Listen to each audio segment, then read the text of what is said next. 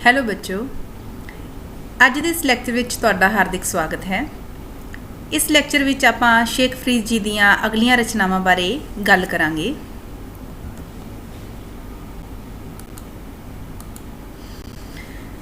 ਹਾਂਜੀ, ਸਾਡੇ ਕੋਲੇ ਅੱਜ ਦਾ ਪਹਿਲਾ ਸ਼ਲੋਕ ਹੈ। ਫਰੀਦਾ ਖਾਕ ਨਾ ਨਿੰਦੀਐ, ਖਾਕੂ ਜਿੜ ਨਾ ਕੋਏ, ਜੀਵਦਿਆਂ ਪੈਰਾਂ ਤਲੇ ਮੋਇਆਂ ਉੱਪਰ ਹੋਏ।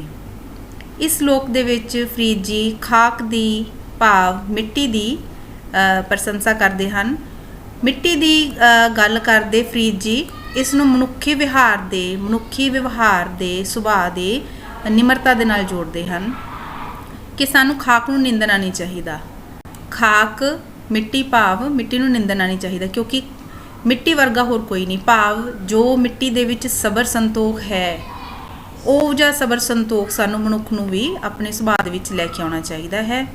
ਕਿਉਂਕਿ ਇਹੀ ਮਿੱਟੀ ਜਦੋਂ ਅਸੀਂ ਜਿਉਂਦੇ ਹੁੰਦੇ ਹਾਂ ਤਾਂ ਸਾਡੇ ਪੈਰਾਂ ਦੇ ਥੱਲੇ ਹੁੰਦੀ ਹੈ, ਪੈਰਾਂ ਤਲੇ। ਜਦੋਂ ਪਰ ਮਰ ਜਾਂਦੇ ਹਾਂ ਤਾਂ ਉਹੀ ਮਿੱਟੀ ਸਾਨੂੰ ਆਪਣੇ ਵਿੱਚ ਸਮਾ ਲੈਂਦੀ ਹੈ, ਅਸੀਂ ਉਸ ਮਿੱਟੀ ਦੇ ਵਿੱਚ ਚਲੇ ਜਾਂਦੇ ਹਾਂ। ਸੋ ਮਿੱਟੀ ਜਿੰਨੀ ਨਿਮਰਤਾ, ਮਿੱਟੀ ਜਿੰਨੀ ਸਹਿਨਸ਼ੀਲਤਾ ਫਰੀਦ ਜੀ ਨੇ ਮਨੁੱਖ ਨੂੰ ਆਪਣੇ ਸੁਭਾਅ ਦੇ ਵਿੱਚ ਧਾਰਨ ਕਰਨ ਦੇ ਲਈ ਕਿਹਾ ਹੈ। ਨੈਕਸਟ ਸ਼ਲੋਕ ਦੇ ਵਿੱਚ ਫਰੀਦਾ ਇਹ ਵਿਸ ਗੰਦਲਾਂ ਧਰੀਆਂ ਖੰਡ ਲਿਵਾੜ, ਇੱਕ ਰਾਹੇ ਦੇ ਰਹਿ ਗਏ ਇੱਕ ਰਾਹ ਦੀ ਗਏ ਉਜਾੜ। ਹੁਣ ਇਸ ਸ਼ਲੋਕ ਦੇ ਵਿੱਚ ਫਰੀਦ ਜੀ ਕੀ ਕਹਿੰਦੇ ਨੇ? ਇਹ ਭਾਵ ਇਹ ਪਦਾਰਥ, ਕਿਹੜੇ ਪਦਾਰਥ? ਜੋ ਦੁਨਿਆਵੀ ਪਦਾਰਥ ਨੇ, ਦੁਨੀਆ ਦੀਆਂ ਚੀਜ਼ਾਂ ਨੇ, ਇਕੱਠੀਆਂ ਕਰਦੇ ਹਾਂ ਆਪਾਂ।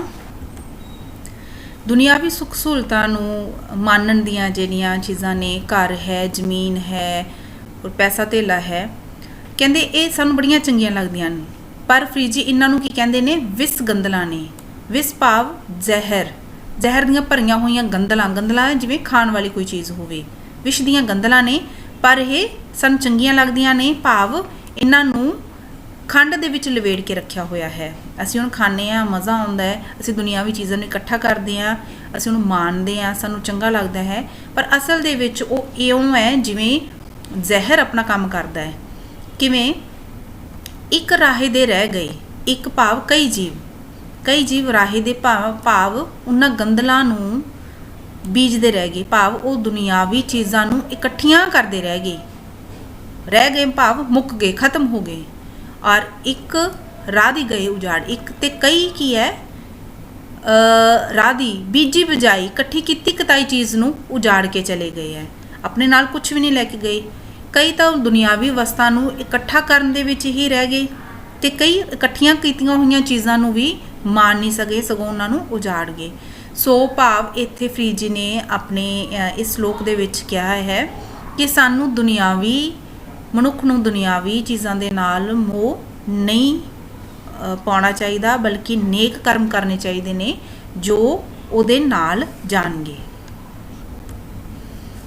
ਇਸ ਸ਼ਲੋਕ ਵਿੱਚ ਫਰੀਦ ਜੀ ਕੀ ਕਹਿੰਦੇ ਨੇ?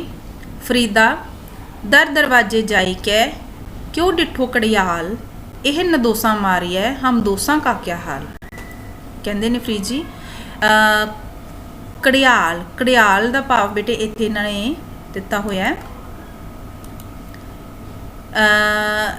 ਜੋ ਸਮਾਂ ਦੱਸਦਾ ਹੈ। ਪੁਰਾਣੇ ਜ਼ਮਾਨੇ ਦੇ ਵਿੱਚ ਕਿਉਂਕਿ ਸਭ ਕੋਲ ਵਾਚਿਸ, ਘੜੀਆਂ ਨਹੀਂ ਹੁੰਦੀਆਂ ਸੀਗੀਆਂ, ਘਰ ਕਲੌਕ ਨਹੀਂ ਹੁੰਦੇ ਸੀ। ਸੋ ਕੀ ਹੁੰਦਾ ਸੀ, ਪਿੰਡ ਦੇ ਇੱਕ ਮੁੱਖ ਦਰਵਾਜ਼ੇ ਦੇ ਉੱਤੇ ਵੱਡਾ ਘੜਿਆਲ ਹੁੰਦਾ ਸੀ, ਸੋ ਜੋ ਘੜੀ ਬਾਅਦ ਵੱਜਦਾ ਸੀ ਔਰ ਸਮਾਂ ਦੱਸਦਾ ਸੀ।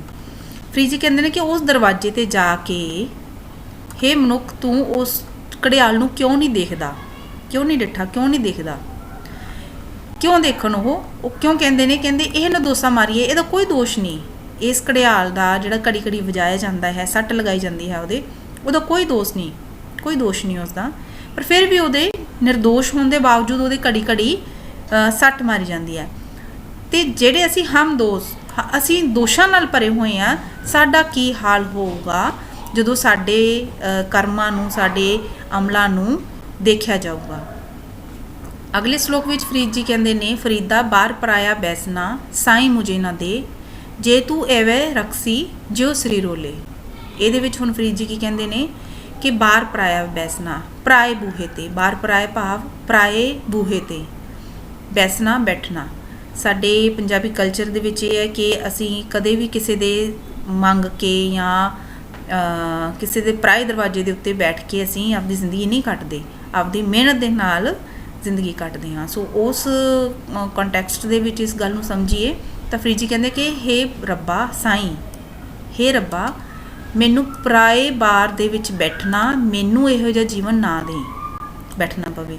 ਜੇ ਤੂੰ ਇਵੇਂ ਰੱਖ ਸੀ, ਜੇ ਤੂੰ ਮੈਨੂੰ ਇਉਂ ਹੀ ਰੱਖਣਾ ਹੈ ਤਾਂ ਜਿਉ, ਜਿਉ ਭਾਵ ਜਿੰਦ, ਸਰੀਰ ਵਿੱਚੋਂ ਮੇਰੀ ਜਿੰਦ ਤੂੰ ਲੈ ਜਾ, ਲੈ ਲਾ, ਮੈਨੂੰ ਇਹੋ ਜਿਹਾ ਜਿਉਣਾ ਮਨਜ਼ੂਰ ਨਹੀਂ ਹੈ।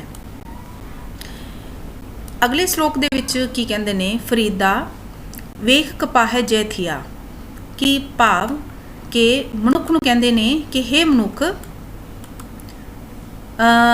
ਕਪਾਹੇ ਕਪਾਹ ਦੇ ਨਾਲ, ਸਿਰ ਥੀਆ, ਫਰੀਦਾ ਵੇਖ ਕਪਾਹੇ ਜੇ ਥੀਆ, ਜੇ ਸਿਰ ਥੀਆ ਤਿਲਾ, ਤਿਲਾ ਮਤਲਬ ਤਿਲ, ਸਭ ਨੇ ਦੇਖੇ ਹੋਏ ਸੁਣੇ ਹੋਏ, ਕਪਾਹੇ ਕਪਾਹ ਸਭ ਨੇ ਦੇਖੀ ਹੋਈ ਹੈ, ਕਮਾਦੇ ਕਮਾਦ ਗੰਨਾ ਸਭ ਨੇ ਦੇਖਿਆ, ਕਾਗਦੇ ਕਾਗਜ਼, ਕੁੰਨੇ ਦੇ ਅਰਥ ਦੇ ਦਿੱਤੇ ਹੋਏ ਹੈ ਮਿੱਟੀ ਦੀ ਹਾਂਡੀ ਭਾਂਡਾ, ਕੋਇਲਾ ਜਿਹਨੂੰ ਆਪਾਂ ਕਹਿ ਦਿੰਦੇ ਹਾਂ। ਕਹਿੰਦੇ ਫਰੀਦ ਜੀ ਕਹਿੰਦੇ ਇਹ ਮਨੁੱਖ ਦੇਖ ਕਪਾਹ ਨਾਲ ਕੀ ਹੁੰਦਾ, ਜੇ ਥੀਆ ਕੀ ਹੁੰਦਾ ਉਸ ਦੇ ਨਾਲ, ਉਸਦੇ ਸਿਰ ਨਾਲ ਕੀ ਹੁੰਦਾ ਕਿ ਕਪਾਹ ਤੋਂ ਜਦੋਂ ਕਪਾਹ ਕੱਪੜੇ ਤੱਕ ਪਹੁੰਚਦੀ ਹੈ, ਕਪਾਹ ਨੂੰ ਪਹਿਲਾਂ ਚੁਗਿਆ ਜਾਂਦਾ ਹੈ, ਫਿਰ ਉਹਨੂੰ ਸਾਫ਼ ਕੀਤਾ ਜਾਂਦਾ ਹੈ, ਤੁੰਬਿਆ ਜਾਂਦਾ ਹੈ ਔਰ ਉਸ ਨੂੰ ਫਿਰ ਕੱਤਿਆ ਜਾਂਦਾ ਹੈ, ਫਿਰ ਉਹਦੀ ਰੰਗਾਈ ਕੀਤੀ ਜਾਂਦੀ ਹੈ, ਫਿਰ ਉਹ ਕੱਪੜੇ ਦੇ ਰੂਪ ਵਿੱਚ ਉਹ ਆਪਣੇ ਕੰਮ ਦੇ ਵਿੱਚ ਆਉਂਦਾ ਹੈ। ਤਿਲਾਂ ਨਾਲ ਕੀ ਹੁੰਦਾ ਹੈ, ਤਿਲਾਂ ਦੇ ਸਿਰ 'ਤੇ ਕੀ ਵਾਪਰਦੀ ਹੈ, ਤਿਲਾਂ ਵਿੱਚੋਂ ਤੇਲ ਕੱਢਣ ਦੇ ਲਈ ਵੀ ਉਹਨਾਂ ਨੂੰ ਨਪੀੜਿਆ ਜਾਂਦਾ ਹੈ।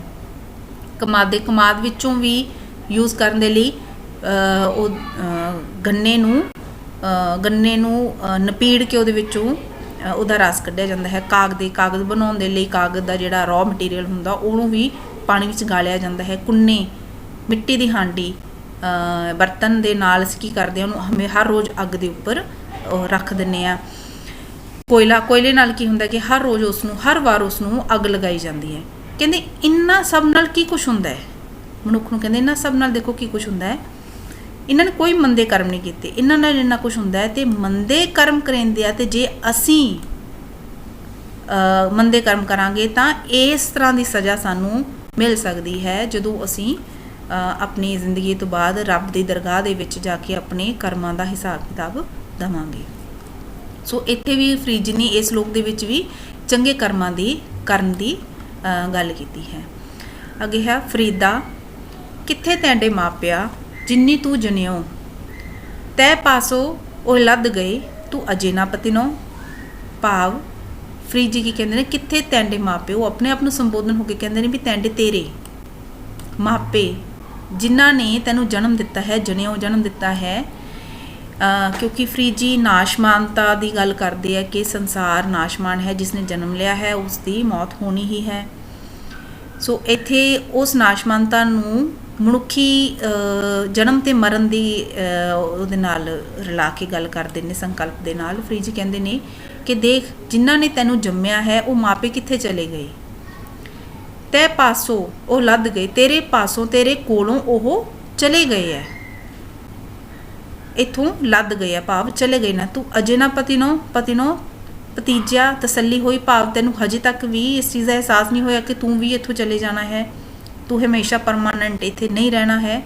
ਸੋ ਫਰੀਦ ਜੀ ਇਸ ਸ਼ਲੋਕ ਦੇ ਵਿੱਚ ਵੀ ਕਹਿੰਦੇ ਨੇ ਕਿ ਜਨਮ ਹੋਇਆ ਹੈ ਤਾਂ ਮੌਤ ਜ਼ਰੂਰ ਹੋਏਗੀ। ਸੋ ਸਾਨੂੰ ਚੰਗੇ ਕਰਮ ਚੰਗੇ ਅਮਲ ਕਰਨੇ ਚਾਹੀਦੇ ਨੇ ਆਪਦੀ ਜ਼ਿੰਦਗੀ ਦੇ ਵਿੱਚ। ਸੋ ਬੇਟੇ ਇਹ ਕੁਝ ਸ਼ਲੋਕ ਸੀ ਜੋ ਤੁਹਾਡੀ 10+2 ਦੀ ਇਲੈਕਟਿਵ ਦੀ ਮੱਧਕਾਲੀਨ ਪੰਜਾਬੀ ਕਾਵਿ ਝਲਕਾਂ ਤੇ ਇਤਿਹਾਸ ਵਿੱਚ ਦਰਜ ਨੇ। ਤੁਸੀਂ ਇਹਨਾਂ ਨੂੰ ਸੁਣੋ ਔਰ ਸਮਝਣ ਦੀ ਕੋਸ਼ਿਸ਼ ਕਰੋ। ਧੰਨਵਾਦ।